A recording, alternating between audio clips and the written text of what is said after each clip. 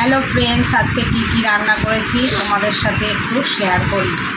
দেখো, এটাকে এখানে গরম গরম ভাত করে নিয়েছি। তারপর এখানে আছে, এটা হচ্ছে বটবটি বাটা। এটা বটবটি সেদ্ধ করে পেঁয়াজ লঙ্কা দিয়ে বেটেছি।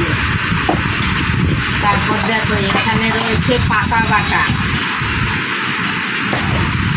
তারপর রয়েছে, এটা করেছি বেগুন দিয়ে পালং শাক। তারপর করেছি দেখো আম দিয়ে মুসুর ডাল।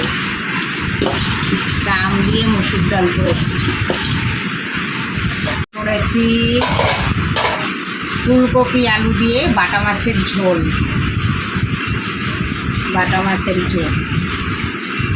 আর এই দেখো সবার শেষে একটা ভালো জিনিস রয়েছে, এখানে রয়েছে, এটা রয়েছে কাঁকড়া ভাজা। এই দেখো কাঁকড়া ভাজা, আর সঙ্গে একটু রয়েছে লাউ তরকারি। এটা মাছের মাথা দিয়ে লাউ তরকারি।